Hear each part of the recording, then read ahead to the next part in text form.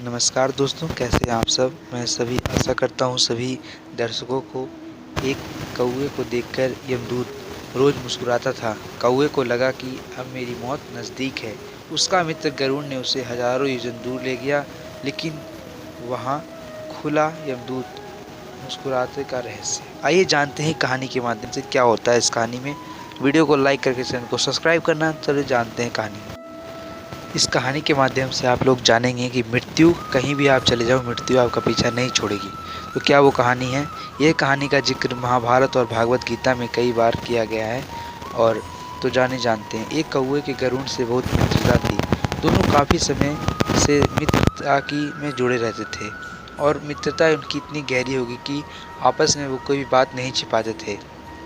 एक दिन दोनों नदी के किनारे पेड़ पर बैठे थे, बात कर रहे थे। तभी यमदूत उधर से गुजरा। वो कौवे को देखकर मुस्कुराया।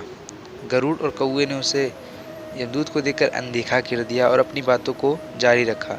लेकिन अगले दिन फिर वही हुआ। दोनों बातें कर रहे थे, तभी यमदूत आया और उधर से गुजर के देखा, कौवे को देखकर मुस्कुराया। इस बार कौवे को शक हुआ। उसने गरुड़ से कहा, यमदूत मुझे देखकर कल भी मुस्कुराया था और आज भी मुस्कुराया है। कुछ गड़बड़ है। हो सकता है मेरी मृत्यु आने वाली है। गरुड़ ने उसे समझाया, ऐसा कुछ नहीं है, ये एक संयोग हो सकता है। तुम चिंता मत करो। 2-3 दिन में ऐसा ही निकल गए और फिर यमदूत आता और जाके कौवे को देखकर मुस्कुराता।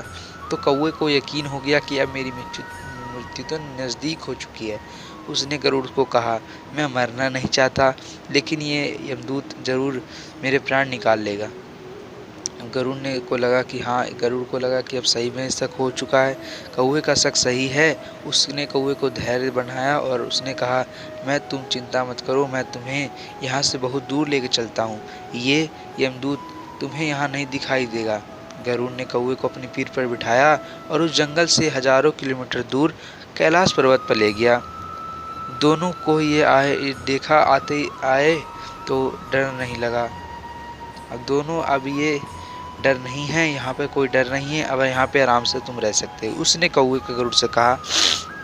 अब उसने कौवे को देखते ही, वहाँ जब कौवा आया तो उसने पहले से ही मौजूद पाया यमदूत को और उसने पासा फेंका और उसके कौवे के प्राण निकाल लिए। यमदूत अब वो सब गरुड़ देख रहे थे। गरुड़ ने पूछा